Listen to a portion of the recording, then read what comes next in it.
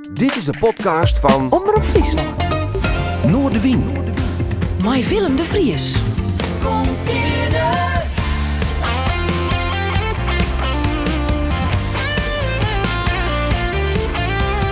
Alles wat er speelt. Omroep Friesland. Pull me out to the bottom of the well. You wanna live forever, but you never can tell.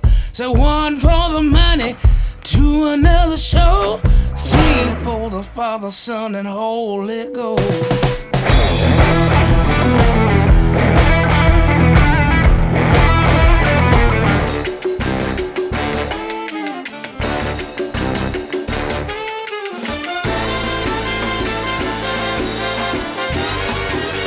Dit is Noordewien. Goeie, en welkom bij Noordewien. Jullie bij een bijzondere gast aan de tafel vanuit het Omroep Friesland Café. We hebben net zo lang alleen zijn lijst boek presenteren. Wie een hele mooie presentatie, ik ben erbij geweest. De titel is Erfskip. Een mooi verhaal over een Fries in de 8e eeuw. Daar gaan we wijdwijdig op praten, want ook in alle boeken van Willem Skoorstra, want dat is mijn gast, die wordt net alleen maar over die tijd. Hij maakt zich daar gewoon een beetje een specialist nemen op dat met. Maar hij had ook gedichtenskreun en het is nog een enorme muziekliefhebber. Hij had vast een heel verhaal. Komt van origine uit de naad en ik vind het mooi het best, Willem. Yep, nou graag. Welkom. Yep. Hoe is het? Het is goed. Ja, het is goed. Ik ga, kijk wat zei het boek is gepresenteerd. Weer een prachtige presentatie. Paul mensen. Dus goed ontvangen. De eerste die had uit. Nou, dat beeld het goed. Dus dat is echt hartstikke mooi. Dus, en verder rare zoen, jongen. Dus ja, prima. Maak je er nog druk op zo'n presentatie? Want door had hij tussen al aardig wat boeken op die namen. Ja. En mij horen we echt heel wat van dat soort feestjes horen. Maar Klopt. is er nog gewoon in van... Nou, er net. Nee. Alleen het je de tijd met verloren. En je tijd, dan nooit dat wel echt wel lang geleden. Dan heen uitjouwers die organiseren vaak of zelf of in de manden, zeg maar. Dus de gerre die is iets. Maar ja, die tijd dat is al heel lang voorbij, jongen. Want, en helemaal als het gaat over Friese literatuur. Er is nul yield. Dus als je iets willen, dan zit het dat zelf bedenken maar en opzetten maar en uitvieren maar. Dus daar zit dan wel even vaak wat denkwerk in, wat regelwerk. Maar goed, dat is wat oors als de druk maatje. Want de feitelijke presentatie, daar maak ik me net druk over. Wie zo lang bleef het kleer hier of net? Het boek of de presentatie? Beide. Nou, het boek, ja, alleen dat is natuurlijk al langer kleer. Maar dan gaat het een traject in van nou ja, goed. Dat is daar een lange traject, want op een gegeven moment weer papierskaarten bijvoorbeeld. Dus dan komt die een hele lange wachtrij. Ja, heel banaal, maar dat is zo. Dus dat gaat best wel tijd doorheen. En dan ben je in de tussentijd eigenlijk wel met mijn woorden bezig. Maar zijn presentatie, nou ja goed, dat is even het plak, wanneer. Ik wil dan toch wel graag iets extra erbij hebben. Weet je wel? Meestal in de sfeer van. Ik heb me nog heugen toen mijn boek op Pier, Grote Pier, daar gaan we de presentatie in een place in Kemswoord houden. Bleek ik nou uiteindelijk dat er familie waren die het in de lijn van Pier. Ja, hoe mooi wil je het gaan, hoor. Maar dat werkt prachtig, jong. Maar dat is wel dan in stijl, er ging wat folkmuziek bij en zo. En daar had de man van Grote Pierbier hun vuurdoop daar gewoon. En ze heel iets barken in ze maai. En dat was een groot succes, jong. Dus, en dat we dan nou, ik zei, ik Robert Veld, detectiveseeker en amateur-archeoloog. Ja, die een machtig verhaal over wat hij al net uit de groen scoorde. Ja, onvoorstelbaar. En wat er nog te vinden is. Wat er alle keer nog te vinden is, dat had Joert ook al wel blikken die maar verschillende vindsten in Noord-Holland, maar ook in Denemarken. Ja, enorme schatten, hè? Ja, echt een bijzondere ding, jongen. Dus en ik vind het mooi, Robert, die is ik ben wel gepassioneerd dat er over Friesland gaat en de skiernis en we hadden een mooie ding, maar dat had hij ook.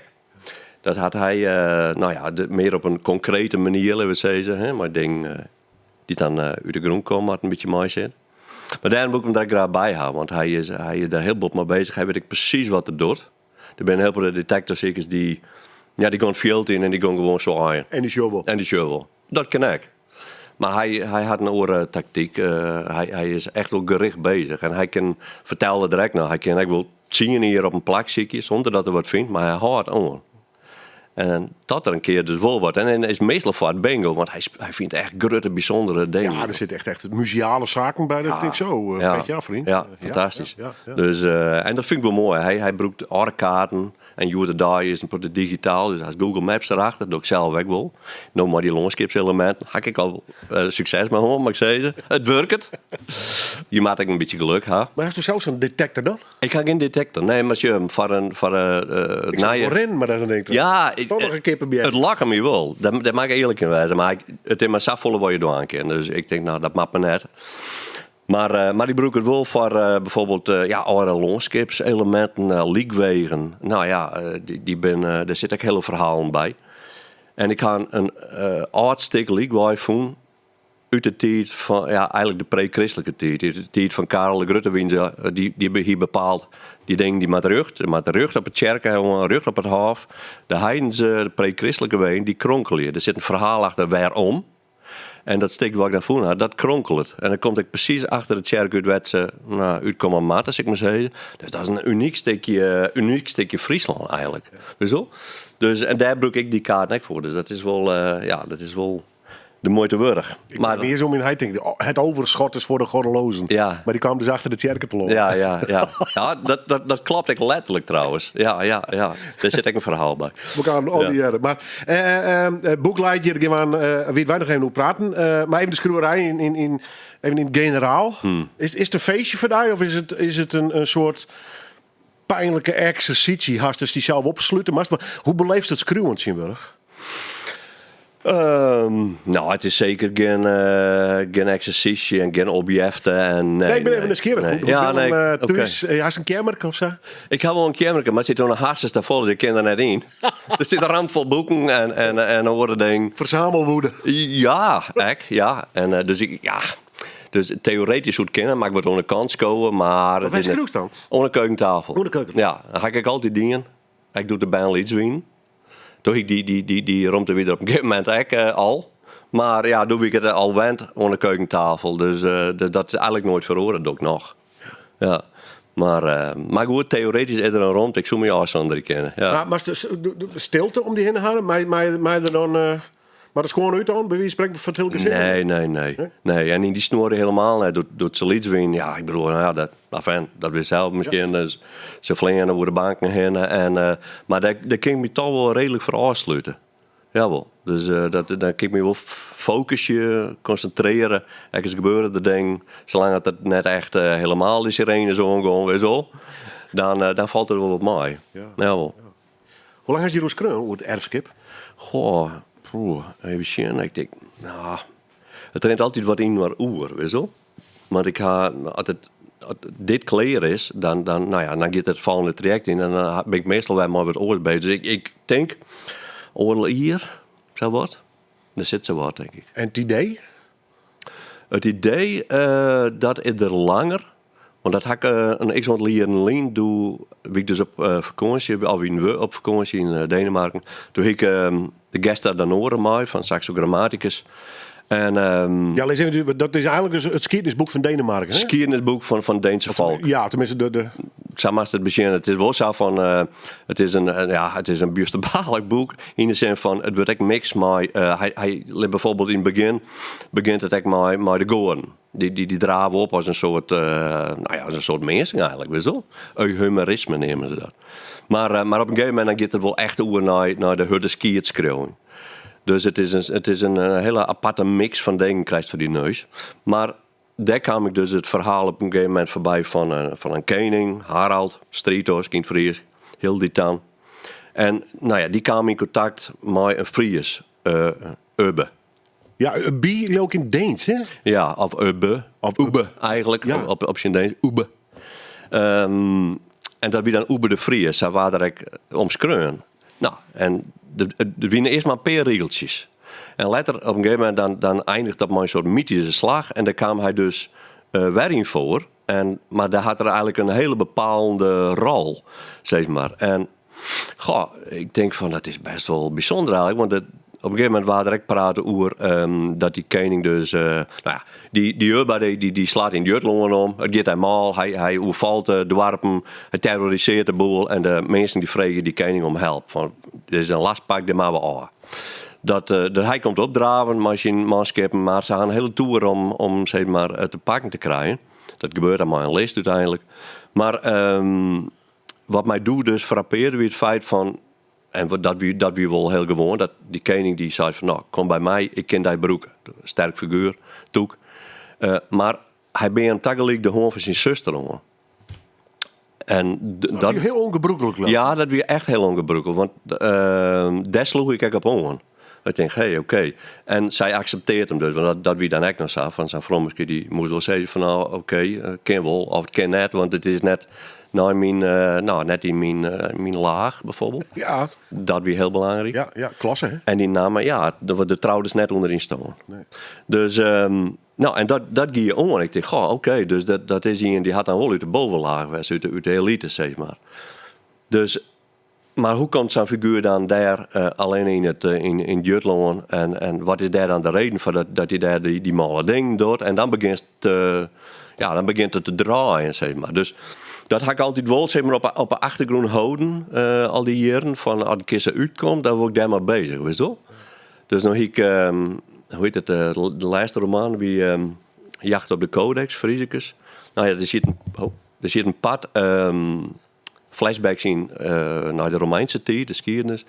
En doe ik daar kleren, ik denk van, ik zal dat van Saxo, dat zeker uitjipje. En dan zie je nou, ook daar wat mijn werk in.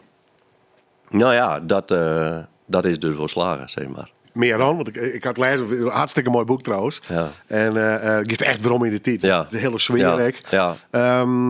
Straks dan nog meer. Even naar die zelf. Best wel altijd een verhalenman was. Want ik zou die is los. Ja. En dan was dat verhaal kwijt. Ja, prachtig. Dan had ik fruit doen. Ik wil verhaal leren. Maar had dat al titel, hoor? Ik denk het wel. Ja, ik denk het wel. Want, maar waarom bent u net leraar geschiedenis worden dan? Ja, dat vreeg ik me achteraf ook wel eens af. Ja, dat hij makkelijk kent. Ja, of waarom ben ik net in het museum? Ik zit nog wat. Ja, maar weet je wat het is? Op een gegeven moment, het leven hing het onder van onnodige zaken. Ja, zo is het. Weet je wel? Op een gegeven moment... Het is vaak te banaal voor me, maar... Ja, nee, maar dat is gewoon wel zo. Op een gegeven moment, doet hij, bij u weer dat dan nog de zesde klasse, wat in groep 8 is. Nou, schooladvies, ik kon dan ook naar de MAVO of zo. Maar de rest van de jongens, die LTS...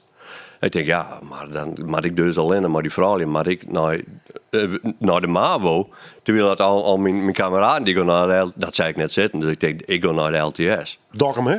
Dokkum. Ja, want doe best bijna internaat. Ja, klopt. En ik opgegroeid verder?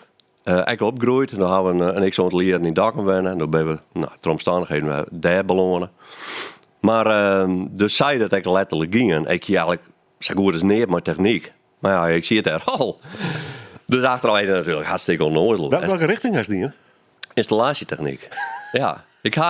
Bij het eerste huis dat ik kocht had ik nog een gasleiding online. Ja. Dat is het eerste wat ik ooit dingen had, mag ik zeggen. Je bent van jongen de 50, hè? Ja. Dan heb ik op diezelfde document LTS. Oké. En dan lust de installatietechniek die. Ja, serieus? Ja, serieus. Godsamme.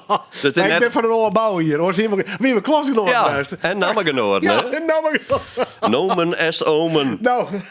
Verdikken. Wat een ontzettend grappig toeval. Ja, dit hebben we net al gepraat. Nee. Ik zit echt, oké, gaan we die kant op. Ja. Mooi. Geweldig. Ja. Maar nooit de nice iets hoor, mijn jongstudies of wat dan ook van. Nou, ik ga een verkeerde oorslag namen, dat kan je gebeuren. Ja, tuurlijk. Ik heb diezelfde LTS zitten. Ja. En vreeg je me net hoe ik hier te lonen kom in. Want binnen trein. Lang verhaal. Ja, lang verhaal. Maar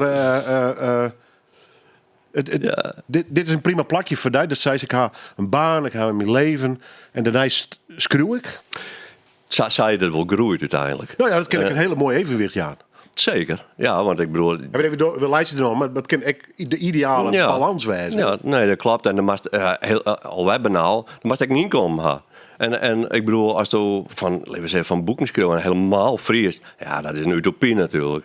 Dat kun je checken. Ja. Dus dan moest eigenlijk, dat is constant mijn werkbeuzen werkje maken. Ja, en dan die romslomp, die daarom vraag je, dan hek ik al aan. Dat heeft veel lip maar. Ja, weer. Dat is eigenlijk wel onnozel misschien. Ja. Maar dan had het schreeuw, maar het verhaal, ja, maar dat is dus al jongens. Ja, ik denk maar dat zoek eigenlijk zoek dat zei op een legere squalen van ik geld die van die aantekeningen te rapport van dat ik te volle naar boeten zit te zien of dat ik te druk in de klas wie, zo dat ik opletten moest en dat soort dingen. Dus altijd bezig. En ik weet wel dat ik doe echt al een redelijke rieke fantasie hier. Ik kon ook wel horen dat in mij krijgen, zeg maar. Dus dat had altijd wel zo geweest. Ja, klopt. En en toen, ik dan toch misschien wel een verkeerde beslissing aan troon naar die squalen. En doe ik maar in en doe je zo snel mogelijk weer aan. Dus ik wie nog 15 en toen ben ik er rijken. En dan ben ik vaart om het werk in. Ja, toen wil ik vertellen. En best een leuke man en het is prachtige boek. Dus in dat opzicht, wat is een verkeerde beslissing? Nou, daarom. Ik treur er niet om, hè? Nee, en wij zitten hier prachtige mooie boeken te bespreken. Maar, ben ik nog een muziekfreak? Hartstikke een beetje, ja, ik ben sleur van muziek. Ja, je bent echt gek met muziek. Gelukkig wel. We hebben met Marcus King. Ja, geweldig jong talent. Absoluut. Americana, het is wat blues. Er zit dikke lage soul in zijn muziek. Ja. Wat een talent. Wat een talent, echt. Machtig mooi. En wat doet hij er goede dingen bij, hè? Ja, echt onvoorstelbaar. Maar ik bedoel, hij is net alleen een goede gitarist. Hij had een prachtige stem. Ja. Hij is een heel belangrijk scroll van nummers, weet je wel.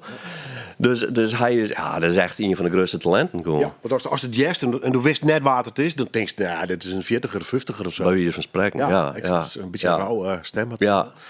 Gewoon omdat ze het mooi vindt, wat we draaien. Marcus King dus. Dit is helemaal die smaak? Marcus King, het is pad van mijn smaak. Ja, want ik kan nog wel best wel een brede smaak. Dus ja. Ja, dat jij bijvoorbeeld met een noemer, wat we nog draaien kennen. Heilung no Rupo. Ja. What's the story? Ja, what's the story? Ja, Heilung. Ja, dat is echt wel een story. Uw dochter die tatoeëert. En die had op een gegeven moment, hoe die een tattoo had. Elberg. Elberg. Een handpoke tattoo en in Kopenhagen bij Kunstenpoel Krappen. Dat wie eigenlijk, en nog wel, het handpoke centrum, de beste tatoeëer handpoke centrum eigenlijk van de wereld, zeg maar, shop. Nou, dus daar moest ze heen, daar hier ze afpraat en in die tijd wie ze zelf ook al douane. En hier ze ook al shop eigenlijk.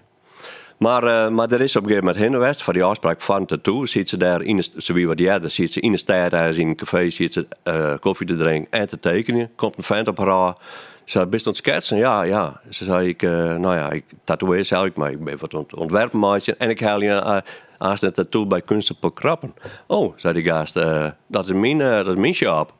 Dat weer Kai Faust. Nou, echt toevallig in Kopenhagen. Grote stad, weet je wel, hoe is het mogelijk? Dus ben ze te jaren heen daarom. Ze had er uiteindelijk ook na 14 dagen of 3 weken stage rond, zeg maar.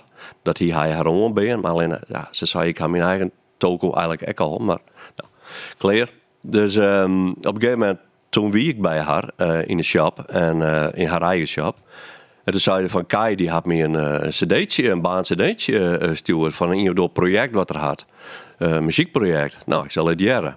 Dat wie dus Heilung. En... dus dat hing weer. Ik zei, dit is best wel bijzonder al een keer. Ja, best wel. En ik denk, 3 maanden later of zo, toen hing ze al een contract bij een platenmaatschappij. En nog even later, toen stien ze al programmeerd op Castlefest voor 10.000 mensen. En ik had lessen, treden Heilung dus op in Tilburg, daar hebben we bij geweest, bij de afterparty. Had ik dan maar praat. Ik zei, dat is wel onvoelbaar ontploft met hem. Ja, hij zei, het is echt, het is zo snel gegaan. Hij zei, want dat eerste optreden, 2 dagen voor de tijd, Castlefest, hadden we nog 0 idee hoe we douane moesten en wat we douane moesten. Dus vandaar dat het doe ik in eerste instantie op de Nederlanders bij belutsen wien. Want hij kon dan een paar mensen die kun je me eens helpen, want we maken iets douane, maar we weten eigenlijk niks. Help. Dus dat is er gebeurd. Die hebben weer orenmeesters regelen. Dus dan had ik over een grote groep op het podium zetten van die Warriors en dan had je een mooi beeld. En dus zei je dat gingen. Dus, maar wat ze doen, Heilung is echt fascinerend. Dat mast het eigenlijk mooi maken. Je mast het live mooi maken. Echt een beleving. Het is een beleving, ja. Maar... Ja, nee, maar dat is wel zo. Het is echt, ze nemen het in optreden, het is een ritueel. En eigenlijk is het dat echt. Ja. Het is echt fenomenaal. Het is nou in het begin weer het nou redelijk statisch, maar dat is nou eigenlijk uitgebreid. En het is een hele soort theatrale gebeuren. Fantastisch. Ja. Heilung no Rupo. Yep. Het staat op het listje van Willem Skoorster, mijn gast van Joert. Kapstok is het boek wat er nog net zo lang Verlien presenteerd had. Erfskip. Maar we hadden ook die schreeuwerij. En we de muziek. We krijgen straks echt wel hele horen muziek nog. We zetten nu daar met Marcus King. Dit is native, om het zo maar zo te drukken. Op de moderne wijze. Ja, het is een interpretatie. Het is een interpretatie inderdaad. Het ziet er prachtig uit. Als er meer van weet, wat shows zijn op YouTube. Die clips ben ik heel mooi trouwens. En muziek, schreeuwen. Je hebt dat bij elkaar voor mij binnen aparte dingen. Dat is het net nog nooit een boek schreeuwen over de muziek. Ja, er is een boek dat is initieerd op Herman Brood eigenlijk. Hè? Daar begint het wel maar. Daar begint het maar. Ron Brood optreden in de Prinsentuin. Ja, het is wel zo Zwarte Engels. Daar komt een heel veel muziek in voorbij. Weet je wel? Van die tijd, van die 21 in dat geval. Dat is Nacht van Mare, dat was de size. Daar zit echt best een hele Proto New Wave trouwens, komt erin voorbij. Ja, dat is tijd, hè? Ja. Dus krakentijd. Laat ik zeggen, in de boeken in de contemporaine boeken, Rasmus Zek, daar komt altijd wel een heel veel muziek voorbij. Weet je wel? Het speelt altijd wel een rol. Of het draait ergens, of er treedt een band op, of dat wel.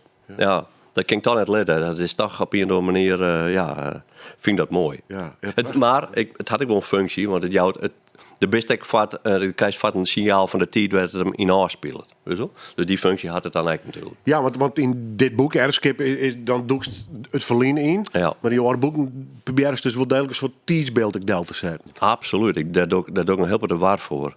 Want het is heel makkelijk, want er ben ik historische romans, die ben op een hele, die ben schreeuwen op een wijze, zat ik nou een moderne roman schreeuwen zo. En ik snap het wel, want dat leest makkelijker. Dus de bereikt ik weer denk ik een groter publiek mee. Maar voor de sfeer en om echt een soort doorhieven te zetten na een over de tijd, vind ik het belangrijk van mezelf dat idioom, in ieder geval bij benadering, dat het idioom hanteert. En dat is mij geen kist als er even ingroeit in dat verhaal. En daar wil ik geen fuck yous lezen, weet je wel? En dat komt geregeld voorbij bij Engelstalige historische auteurs. En ja, dat werkt het voor mij net. Nee, dus ik wil het wel heel graag binnen de tijd houden, zeg maar, binnen het tijdsbeeld. Ooit debuteerde 2001 met een dichtbundel. Begon met mijn dichtje. Want hier is daarvoor wel wat publicaties al hoor. Nou, volgens mij of net? Maar dan eigen gedichten, ja. Klopt. Dat kwam eigenlijk. Ik hier ooit. Ik denk volgens mij in de jaren 80 ik nog wel eens een gedichtje schreeuwen. Maar ik wist trouwens niet dat ik ze bewaren hier, maar die bleek in later zitten. Maar mijn oudste zuster die kwam op een gegeven moment en die zie het in een soort les aan schreeuwgroep met gedichten. En ze zei, we kunnen er best wel in bij gaan. Toen was er echt wel eens wat onpield of net. Nou, ik zei, dat klopt wel, dat zou het wel goed. Ja, dat wil je echt onpielen. Ik zei, dat stelde niks voor, joh. Nee, maar dat maakt er niks uit. Het is gewoon, wij kennen eigenlijk al niks, zeg maar. Dus, weet je wel, nou, op die manier. Dus toen ben ik ziek in. Toen vond ik inderdaad nog wat oude gedichtjes. En toen ik ze lees, dacht ik van, goh, eigenlijk is het net zo min als ik dacht dat het wie. Nee, in de herinnering weer een beetje puberaal. Wat gepruts, ja. Clear. Maar toen voelde ik me eigenlijk net in zo. Ik dacht van, oké, waarom eigenlijk ik net? Ik zit er gewoon en dan kost ik wat meenemen van wat aan schreeuwen hiest. Doe ik al in het Fries trouwens? Ja, alles in het Fries. Ik hier nog wel, trouwens, eigenlijk nog wel wat leerteksten schreeuwen. Ja, in het Fries. Dus we kijken eens gitaar spelen en zo. Dus die win direct nog. Ja. maar goed, dus ik hier wat gedichten meenam. Maar die mensen daar, die gingen echt iets van, oké, maar dit is, wat doe je hier? Want dit is te, goed, zeg maar.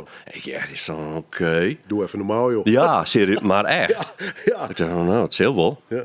Maar goed, dus dat, dus dan kreeg je bijvoorbeeld, praten we in door het thema af, waar dan hoe schreeuwen moest. Nou, dat heb ik dingen. En alle keren weer commentaar toch wel weer van, weet je wel, het is echt wel, dan mag je als je iets publiceerd krijgt of zo. Daar is het wel goed genoeg voor. Nou ja, dat stimuleert wel natuurlijk. Dat is denk je van, oké, er zijn dus mensen die kennen wel wat, maar ja. En, maar volgens mij, ik doe eigenlijk in de gedichten best wel al verhellijend. Weet je wel? Dat het echt wel, dat het soort van haast van mini-verhaaltjes wint, zeg maar. En door wie die man die dit een beetje, wat leidde, zeg maar. Die zou eens een keer een verhaal schrijven, jongen. En dan een insturen voor de rally of zo. En ik eerlijk zei, ik wist dat hij de rally bestier. Ja, de Rally Jartsma-prijs. Ja. En dat had ik door die, dat we 13 dagen. En dat won dus een Rally Jartsma. Ah ja, en van daaruit is het eigenlijk begonnen, zeg maar. Ja. Dus, want toen kwamen de vragen van literaire bladen, van kist een verhaal leveren. En dus zei dat eigenlijk is het baltje wat erin ging. Ja, want de bundel in Wijing. Ja. Dat overigens leesde ik, en dat vond ik wel heel mooi, Dirk van de Ploeg. Nou, niet de minste. Nee. Hoe zei Skoorstra is een vertellende dichter. Oh, sure? Dat wie er al, hè? Ja, dat wie er al. Ja. Nou, dat is ik zo. Ja. Maar hoe voelt dat? Ik gewoon even... komt een beetje uit het niks. Ja. Ik gevoelsmiddag dus blijkbaar. Ja. Een soort verwondering. Ja. Huh? Wat is dit nou? Ja, klopt. En dan leidt er een bondel voor die kleren. Ik bedoel, dat zal misschien net in 100.000 oplagen wezen, maar het is wel een bondel. Ja. Dat is wel een dingetje, hè? Ja. Hoe was dat ervaren? Ja, het is op zich vooral een eerste keer is dat wel bijzonder natuurlijk. Hè? En, maar eigenlijk, volgens mij, ik doe al iets, denk ik, dat ik zelf het gevoel heb van dat ik toch meer de verhalenkant oergaan zo doe al. Dat is ook wel bleken, eigenlijk. Want ik heb vrij redelijk gauw is toen ik al een verhalenbundel daarna kwam. Ja, volgens mij hier de Nijbrug nu Babel, hè? Precies. Ja. En die is vrij snel skreun. Dus ik doe hier al in de gaten van, ik ken wel dichtje, maar ik ben een dichter volgens mij. Ik wil verhaal. Ja, ik wil verhaal vertellen. En die verhaal, of bericht nu Babel, ja. hoe zou het omschreeuwen? Zit daar al de eerste stukjes erfskip in of helemaal nog niet? Nee, totaal niet. Nee. Dat ben alleen maar wilde, roege, male ding. Rock'n'roll. Ja, rock'n'roll. Ja. Ja, male ding. Ja. Van toch bizarre situaties, ik wel. En dat weet nog niks van historie of zo. Nee, totaal niet. Dus dit zou zomaar een tekst van die werk kennen. How we are ain't how we were. Innocence is for the birds. Yeah. Now we are poison. Let me, man. And we don't care. We have no shame. We strip you bare. Yeah. You so precious, lost in smoke. Too busy laughing to see the joke. The one and only kill, mister. Geweldig. Motorhead. Ja, sucker. Ja. Rock'n'roll, dat prikkelt die dus ook wel. Ja, absoluut. Ja, en helemaal Motorhead, dat is, Ja, ik ben even, dit is een stuk tekst van Motorhead. Geef ik een nummer van draaien. Dan heeft het zelf wel even. Sucker is de titel. Ja. We hebben dit nummer trouwens. Ja, als het om Motorhead gaat, dan gaat er altijd over Ace of Spades. Of we zullen dat klassieke nummers, zeg maar. Maar Motorhead, er wordt wel eens wat Lego dingen. Het is altijd hetzelfde album, dat is al net weer. Ze tradiëren heen en dan dat is juist best wel verhoren. Zonder het eigen loer te verliezen, dat mag dan eigenlijk wel bij zijn worden. Maar ze gaan nou letter echt nog best hele goede albums maken. En daar heb ik dit ook wel in van. En dit nummer is gewoon een fucking lekker nummer. Ik is helemaal op los gaan. Dus ja, heerlijk.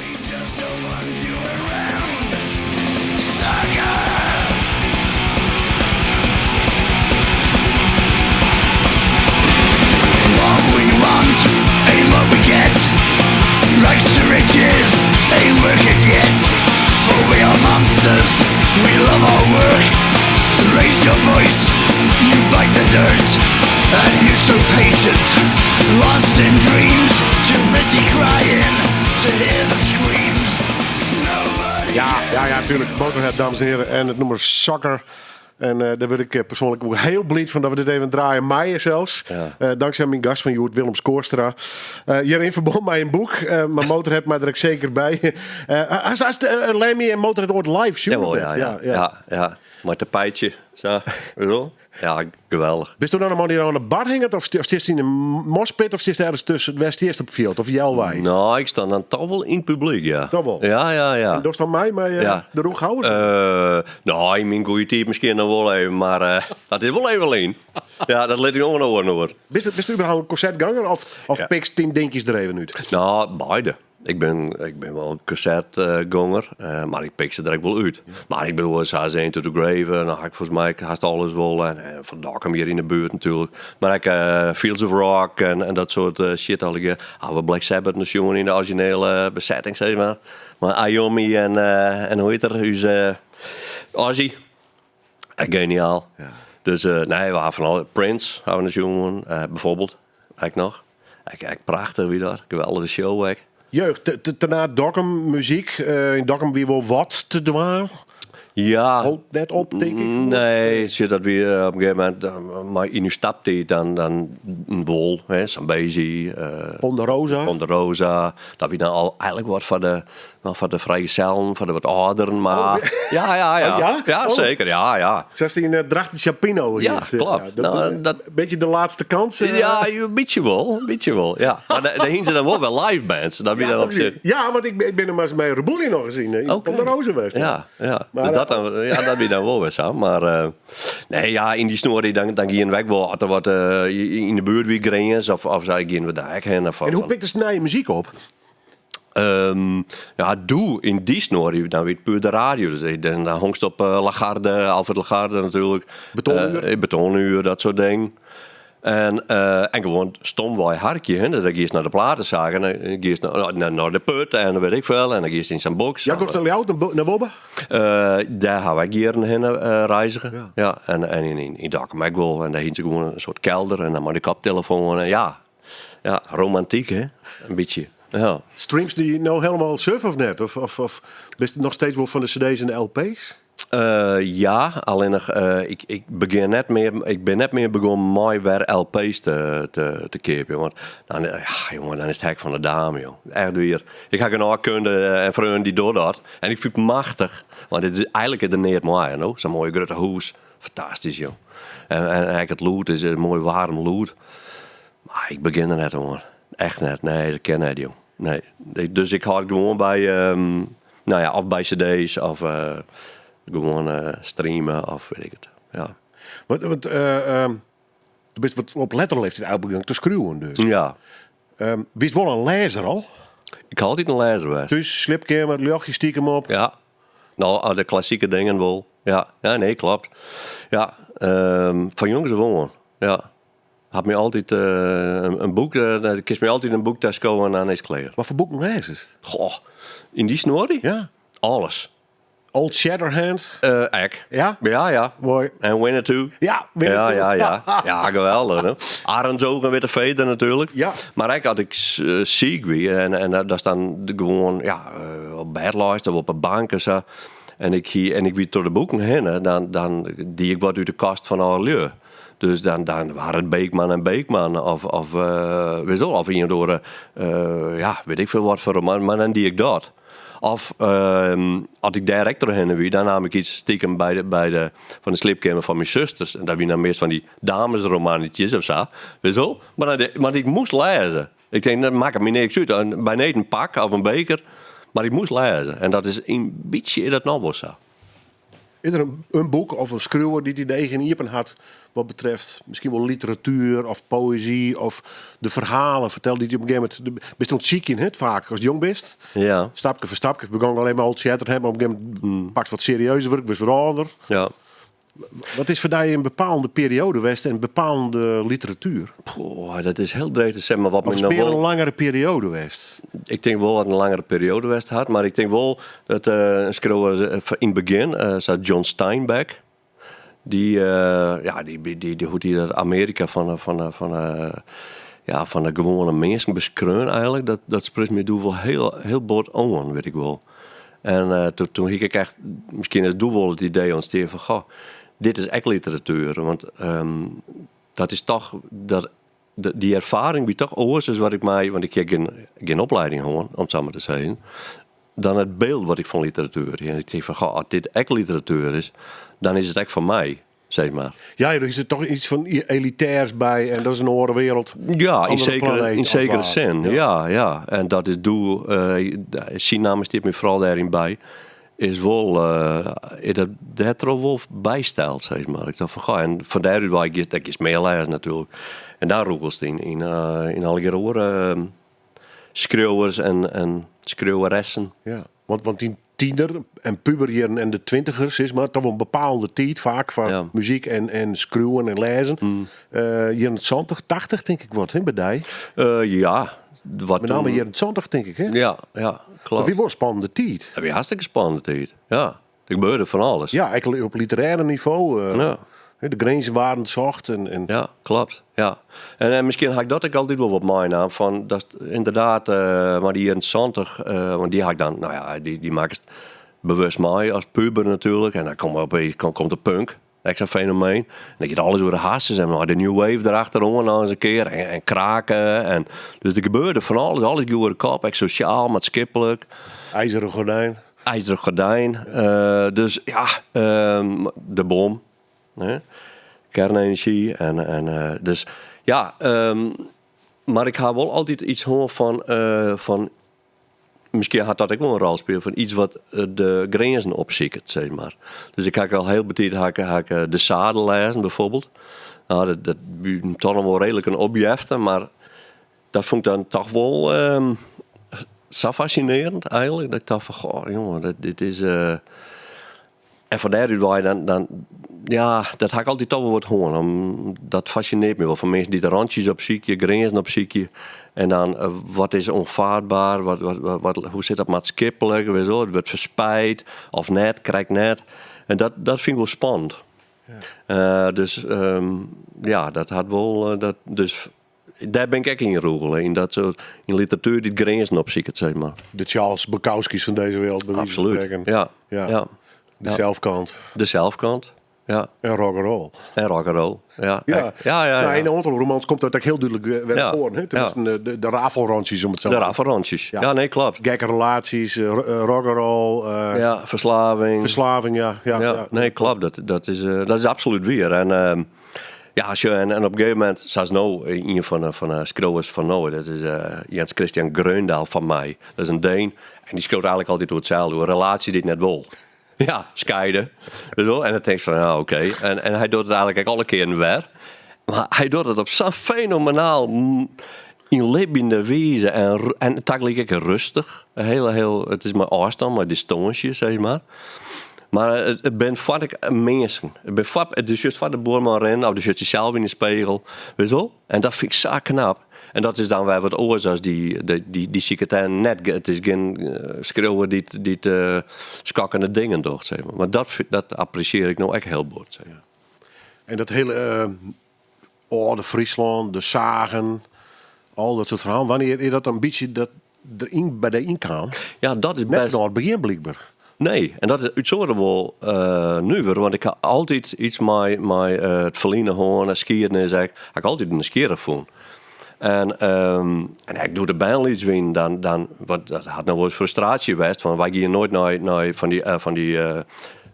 van die parken, weet je wel, geen Walibi's of nee. En dat had van sommige, vooral voor jezelf, die hier dan wel iets van, iedereen gaat erheen, wij nooit.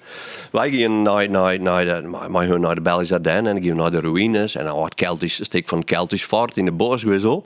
En daar vertellen we dan toch wel wat, wat de verhalen bij, zeg maar. Dus ja, dat had er wel altijd best. Alleen nog, het rare is dat ik vooral in het begin kwam het net in me op om daar iets mee te doen. Net die ouders doet Redbad de grootste Fries aller tijden verkeerd waar. Doe dacht ik van, oké. Ja, wat is dit? Want ik ken de namen, maar ik weet eigenlijk helemaal niet wat voor tijd precies, wat zit erachter, hoe laat de wereld er doorheen. Wat weet dat nou eigenlijk precies? Hoe zit het in nou? En dus toen ben ik daar induikt, zeg maar. En toen kwam ik erachter van, goh, dat is hartstikke nieuwsgierig, joh. Een hele spannende tijd eigenlijk, kijken. Hoe al die verschillende behoeften. Politiek, jongen, en maatschappelijk, religieus. Dus, en toen is min of meer het kwartje vallen. Ik dacht van, ja, wat stom eigenlijk dat ik er nooit daar iets mee dienen had. Ja. Nou ja, volgens Grote Pier. En op een gegeven moment, naar aanleiding van Redbad, kwam de vraag van, dus nog meer van, wie kan ik net van doel. Maar toen dacht ik van, ja, die Pier is echt daar bestel ik al je verhalen over, maar het is in de meeste gevallen is het een karikatuur. En dus toen had ik eerst de jongen. Ik ben letterlijk naar Kemswoord. Reed naar het plek waar in Players stien had. Gewoon om dat gevoel bij te krijgen, zeg maar. Nou, daar heb ik kon praten met een vrommerske die verwees me. Wij naar een andere man. Daar kreeg ik nog heel wat extra informatie. En toen dacht ik, goh, het is zaak om eens een keer de mens daarin te zoeken. Dus net die vuchter en die zogenaamde vrijheidsstrijder. Maar gewoon een mens, die Gerlos. Hoe hard dat zitten met die man.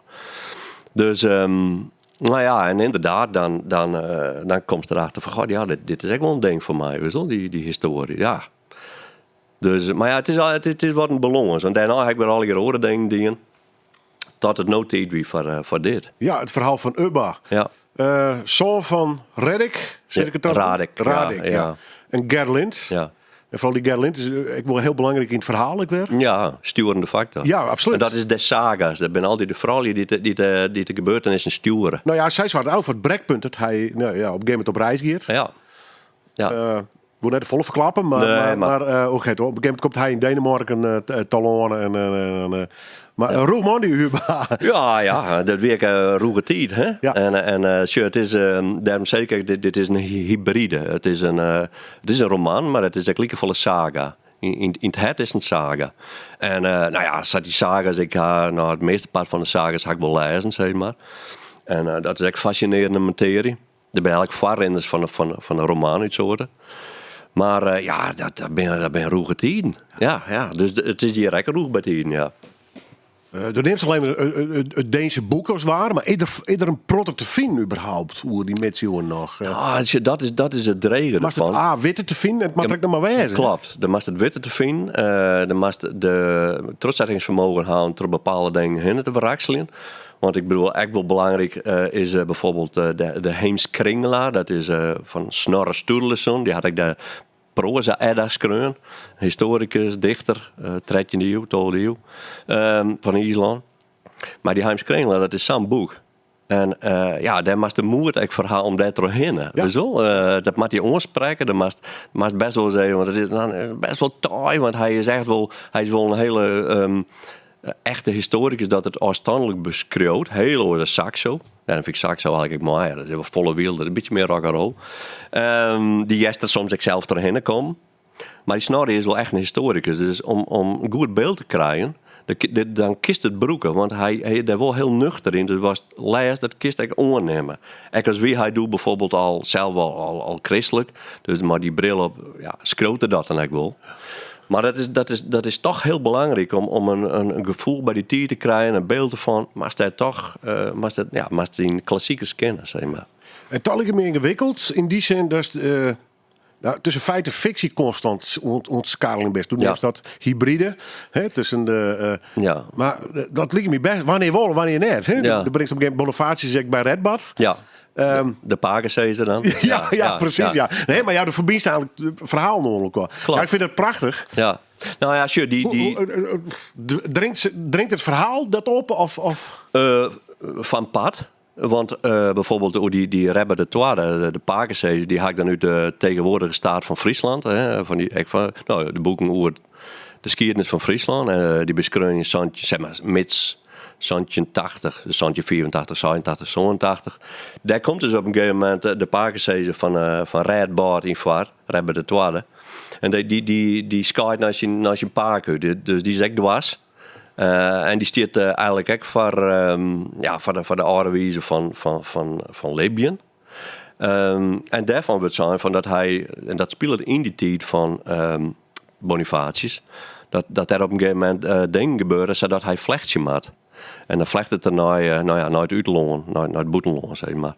Dus dan wordt hij niet een twa. Dus waarom vlecht je? Omdat je mij die een of misschien wel de onjaar was van Bonifatius zijn straf. Want wie net een moordpartij, het wie gewoon het uitvieren van de straf, want hij overtredde de wetten. Dat wist er eigenlijk, daarom heeft hij zijn liekledel mee, Bonifatius. Dat is inmiddels wel een soort van algemeen bekend, maar toch wel belangrijk om daar de reclame op te lezen. Dus dat komt dan wel weer uit een soort banen. En als het nou historisch correct is, dan zie je nooit de vinger. Maar van mijn verhaal wie dat wel, kon ik het wel beroegen natuurlijk. Ik heb het boekje, ik lees even een stuk voor. Het leven verloren van hele Gere Hardwin. Zonder iets van de Vrommel op de Wert. Dat er hem heer en mastertocht. Sjoch, de grootste speerpunt van de street. I droeg bolen twaris dijs op het was. Dat stoemkjend riet oer loon om fjemjend wetter. Ja, maar dat is een gedicht, was nog voor Ja, alles, hè? maar ik denk, wij houden dit Fries bij. Ja, Daar lees ik het even voor. Oké, ja. Nee. Wij hast dit voelen, hast het zelf betocht. Eerder een ouder stavering ergens, daar steeds de puttekut. Zo'n gedicht is dit, zo'n vers is maar. Ja, nee, maar dat, Waar is dit wij? dat had ik in mijn bagage. Ja, dat bedoel ik. Nee, maar Ja. daar wil ik even een skierig nee. Nee. Dat betekent zelf, want dit ben ik woorden die wij net meer broeken. Dat is weer. Nee, maar als je, dat is een combi van zaken van... ik ben al van een lichting waarbij de Arleur best nog wel gay Fries praten. Dus een hele potte uitdrukken en een hele potte woorden die wij nou denken misschien maar al van... die we doen heel gewoon. Maar ja, dat weer duistig taalgebruik. Dus dat ga ik sowieso mooi krijgen. Nou ja, en tot lezen, en ik best natuurlijk Fries gedenkt te lezen. En de oude wetten, er zitten hele poëtische passages in die wetten. Het is net alleen maar droege kast. Dus dan dat slibbert dan in en dat kan ik dan broeken. Dat wordt onderdeel van mijn arkkoffer, zeg maar. Ja. En dat maakt me eigenlijk... Van een boek is dit. Hè? En poergeskikt van een boek is dit. Je kent het dan niet kwijt. Ja. En tegelijk Want dat wie bij Rosmos natuurlijk heel de oors. totaal oors. Ja, dat doe ik bewust. Ja, Ja. hoeft net met dit soort woorden te komen. Nee, dat doe ik bewust. Dat is volle, in die zin qua taal toegankelijker. Omdat, en dan hebben we het weer over die sfeer en dat in die tijd komen, dan vind ik van, dan ken ik dit soort dingen broeken. Voor het verhaal, maar ik van, dan ben dit soort woorden ben ik nou weer eens fastline in een boek van No, zeg maar. Dus dat is echt nou wel iets wat mij speelt. Maar tegelijk heb ik wel bezocht om dit wat iets toegankelijker te schreeuwen als bijvoorbeeld Redbad. Want dat is wel pittig, dat wil ik zeggen. Ik vond het een prachtig boek, mooi verhaal. Ja, mag er even in komen met al de naam en cretologie. Ja. Maar maak eens wel een mooie sfeerplaat West, inderdaad. Echt wel in die titels qua beelden in ieder geval. Ja. En ook wat er gebeurt. Ja. Ik een rare sprong even, maar ik moet het toch even weten. Want Tiet Flint, toen libbe hij nog Peter de Vries. Die had eens mijn televisieinterview gezien. En die kon op een gegeven moment geen trillersmachine, omdat hij zich ergerde gewoon al die fouten in die series. Ja. Kist ook gewoon een Outlander of een andere Netflix-serie zien. Het is weer, ik denk maar, want ik ben heel het is populair, dit genre, om de films en series van te maken. Ja. Ik dacht even, toen je hinder je jong, zowel om normaal naar zo'n serie zien keer, of denk nou, laat me zitten, jongens. Dit is. Nou, ik had er wel wat. Ik had er best wel. Het is best wel dreig. Ja, laat ik het zo zeggen. Ja. Het is best wel dreig. En dat geldt ook voor uw eigen, maar de film bijvoorbeeld Oer Redbad. Dat wat er naar ons zit te komen, of nee, eigenlijk nou ook al is van Pier. Ja, daar wil ik net een bliep man van. Echt net. Dat spart eigenlijk mij alles. Dus ja, dat vind ik wel lastig. Dat is weer te veel op de populaire kant. Ja, dat gaat helemaal nergens over. Eigenlijk net hoe het eruit shirt en dus ja, dat is de Safir betreft, dat wissel.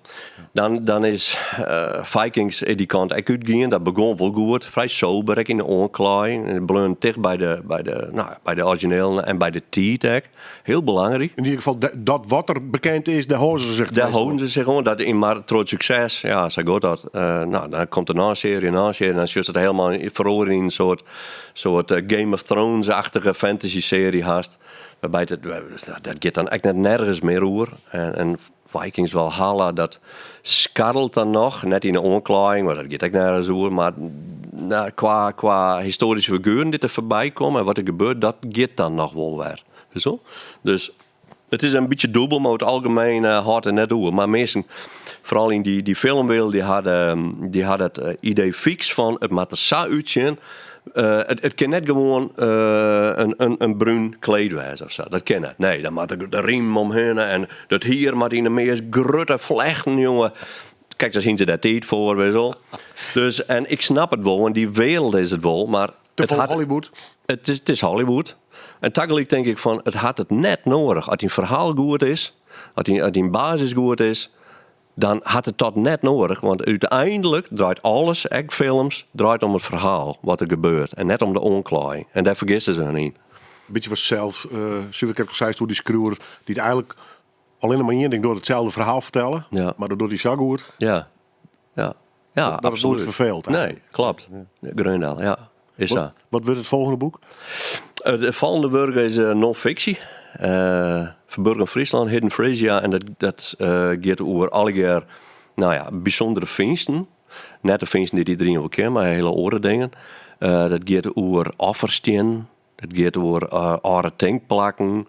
Het gaat over landschapselementen. Het gaat over volksmagie. Die we eigenlijk de dag nog overal zien komen. Hier eigenlijk in de stad, in Leeuwarden.